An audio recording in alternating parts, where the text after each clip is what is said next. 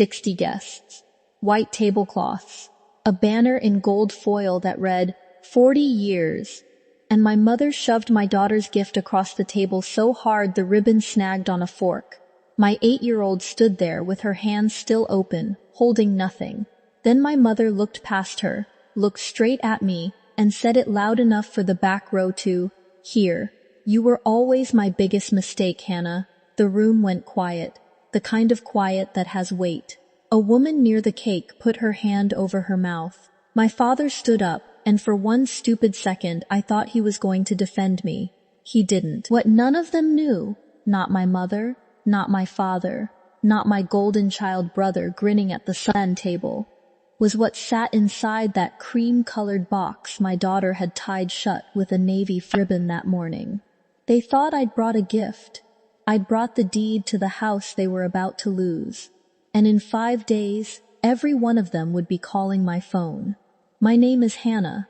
I'm 33, a title attorney in Richmond, and I grew up the second child in a house where the math was simple. My brother Derek came first. I came whenever. Derek was 4 years older, and from the day he was born my parents treated him like a project they'd gotten right on the first try. Football trophies on the mantle, birthday parties with themes and matching plates, and a guest list my mother planned 2 weeks out. Then there was me, the pregnancy my mother hadn't planned. She told me that once, pouring coffee on a Sunday like she was reading the weather. You were always my biggest mistake, Hannah. I don't mean it ugly, I mean it factual. I was 11.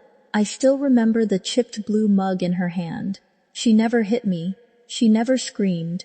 She just had a way of making me feel like I was taking up space that had already been promised to someone else. Derek got the parties.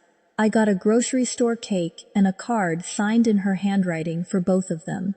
My father, Roger, was a quieter version of the same arithmetic. He loved me politely, from a distance, and never once went to bat for me when it mattered. So I left at 18 on a partial scholarship and 2 jobs, and I built myself from scratch. At 25, I got pregnant with my daughter, Lily. Her father stayed long enough to hear the word positive, and then discovered a sudden interest in living abroad. My parents' response was a conference call, an actual conference call, during which my mother said, "Another mistake," and my father said, "We can't help you financially. You understand." I understood perfectly.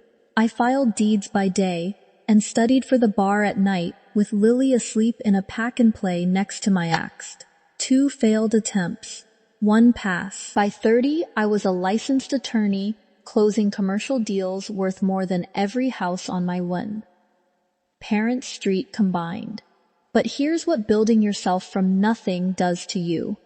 You get good at carrying weight. Too good.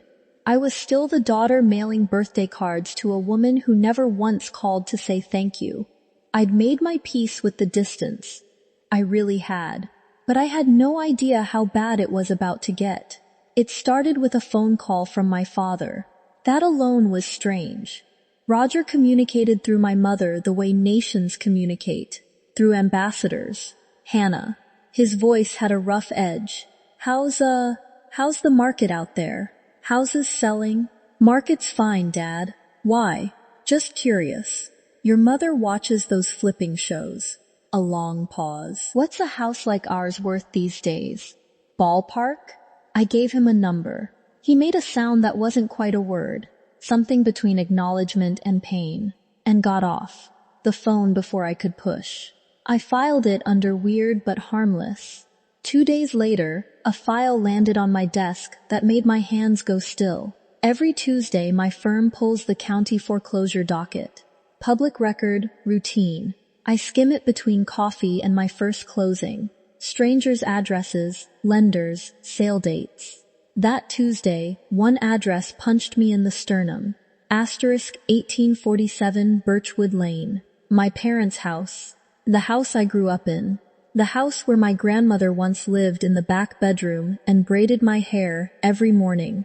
The only person under that roof who ever made me feel like I belonged there. I pulled the full notice. There it was on county letterhead. A trustee's sale date already counting down. A default amount that dropped my stomach through the floor. They were losing the house. Not slowly, not theoretically. 7 weeks. And whoever showed up at the courthouse steps with the highest bid would own every room, every square foot of the backyard where my grandmother's roses still bloomed every May. My father's phone call snapped into focus like a Polaroid developing. What's a house like ours worth these days? He hadn't been curious. He'd been terrified. So I read the file. The numbers don't lie the way people do. 14 months earlier, my parents, whose house had been paid off, free and clear, the one solid thing they had going into retirement, had taken out a home equity line of credit, $187,000, borrowed against every dollar of equity they owned. Where had it gone? Not the house. The gutters were still sagging. I cross-referenced the disbursement date against county business filings, and there it was. A restaurant. Fork and Field. Registered agent, Derek R. Jagger. My brother's restaurant, the one my mother had introduced at Thanksgiving like a debutante. Derek's new venture. It had lasted 19 weeks. 2 health code violations. Then quiet doors, a deleted Instagram, and not 1 cent repaid. They'd bet the house on the golden child's dream. And when the dream burned down and the lender started sending certified letters, they didn't call the one person in the family who could actually stop it. Because calling me would mean admitting I wasn't the mistake. I was the rescue. That night I made a decision that would change everything. I didn't sleep. The rational part of me, the part that passed the bar, survived single motherhood, and stopped expecting birthday calls, said one thing. Walk away.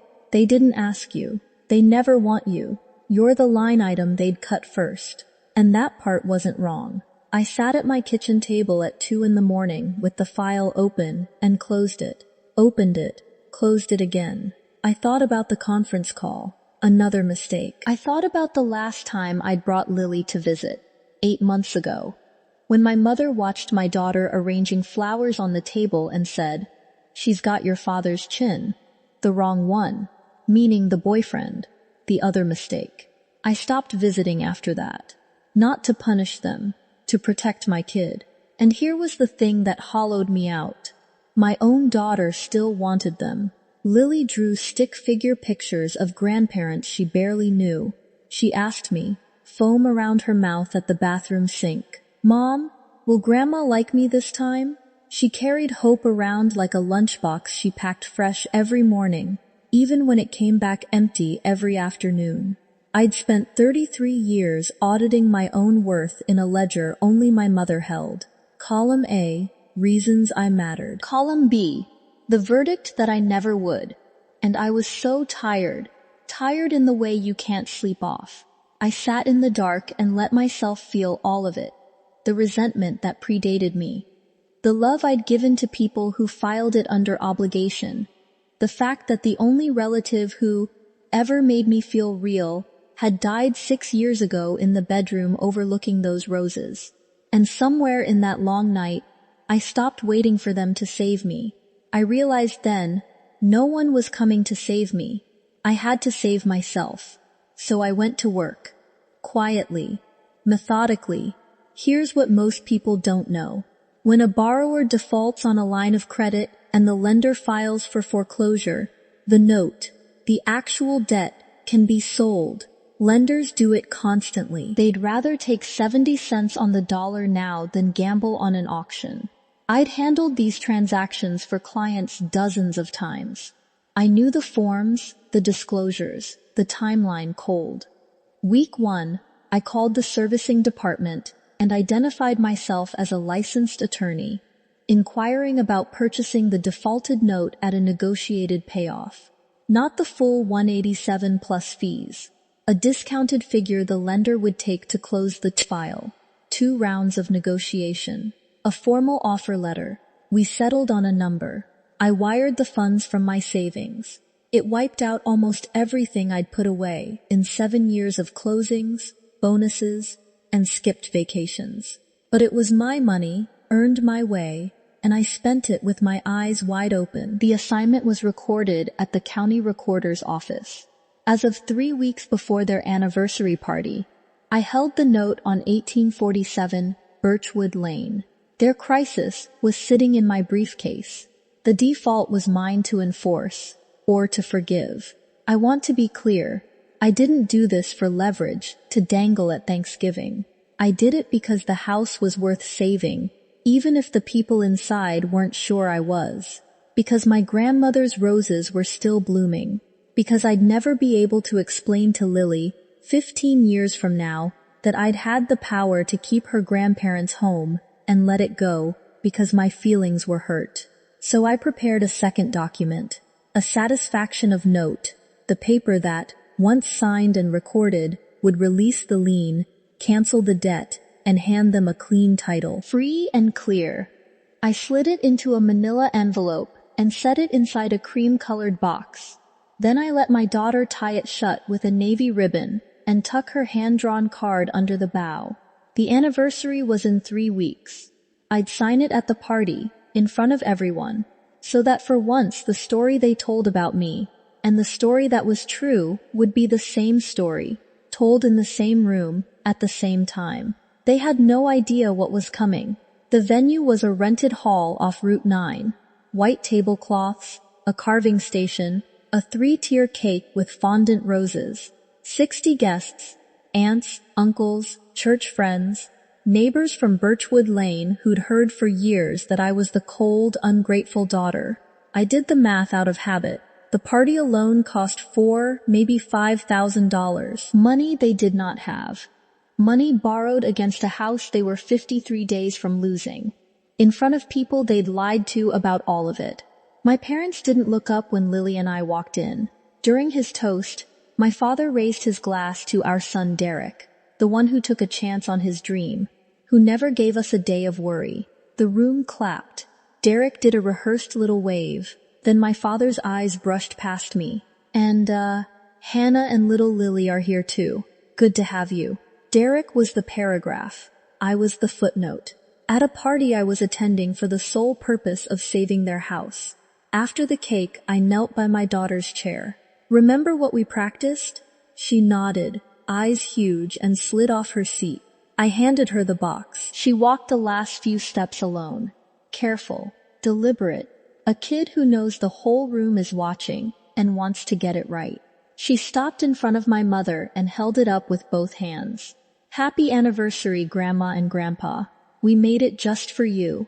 60 people did that collective entourage when a child does something pure. My father reached for the box. My mother got there first. She looked at the box. She looked at Lily. She looked at me. At 7 years of birthday cards she's me never acknowledged, and I watched the 40-year-old story run its program behind her eyes. Hannah is the mistake. Hannah wants something. She put her palm flat against the cream paper and shoved it sideways like she was clearing a dish she hadn't ordered. Lily's card fluttered to the floor, face down, and then the room went completely silent. You were always my biggest mistake, Hannah. Loud enough for the second row, loud enough for the DJ to stop adjusting his speakers. My father stood. I held one stupid, desperate breath. He said, flat as telling a dog off the couch, "We don't need your gift. Take it and get out." So I laughed. Not performance. Not revenge. It was the sound you make when the thing you can. Whole life finally happens and turns out so much smaller than you imagined. What's so funny? My mother snapped. I picked the box back up. I pulled out the manila envelope and held it where the room could see. 3 weeks ago, I said, I found out this house, your house, the one on Birchwood Lane, is in foreclosure. You took out $187,000 against it 14 months ago. You used it to fund Derek's restaurant. 60 heads turned to Derek, who studied the tablecloth like it held instructions. The restaurant failed. The money's gone. The house sells at auction on June 20th. 41 days from tonight. My mother's face went white. My father sat down like his legs had been cut. 3 weeks ago, I bought the note from your lender. I paid it off with my savings. Every dollar I earned working nights and weekends, while you told the whole church I was the daughter who abandoned you. I set the envelope on the table, between the shoved-aside box and the cake. This is a satisfaction of note. I sign it. The lien releases. The debt's gone. The house is yours. Free and clear. I let it land. That was your anniversary gift. My 8-year-old carried it across this room for you, and you shoved it off the table and called me your biggest mistake. I picked the envelope back up, slid it into my blazer pocket, unsigned, and bent down to pick my daughter's "Let's" card up off the floor. I picked Lily up. She wrapped her arms around my neck and held on the way kids hold on when they understand the adults have failed, and the only safe thing in the room is the person carrying them. "Hannah, wait," my father said, his voice breaking on the second syllable. I didn't wait. The calls started that night. 14 from my mother over 5 days. 9 from my father. 2 from Derek. One of them just the words, "Fix this." Hannah, like I was tech support for a family he'd bankrupted. I let them sit in it, not as punishment, as preparation. On day 6, I called my father. "I'm not going to make you homeless." That was never the plan. Then I named my terms. I'd sign the satisfaction and cancel the debt, in exchange for the house going into a trust. A life estate for them, and Lily, their granddaughter, as the remainder beneficiary. When they're both gone, the house goes to the child my mother couldn't look at. Derek's name appears nowhere. He agreed in 30 seconds. My mother took 2 days. When she finally called, her voice was smaller. She said one thing I didn't expect. "I was afraid you'd turn out to be everything I wasn't." And you did. And I couldn't stand it. It wasn't an apology. It wasn't redemption. It was a woman standing at the edge of her own damage, describing what she saw. I didn't forgive her, but I heard her. The documents were signed on a Tuesday. The roses kept blooming along the fence. Lily's card, the stick figures, the wobbly hearts. I framed it and hung it in our hallway, because my kids' drawings don't get wasted on people who won't keep them. I stopped waiting for my mother to call me anything but a mistake the day I understood my worth was beefing shills, never hers to hand back.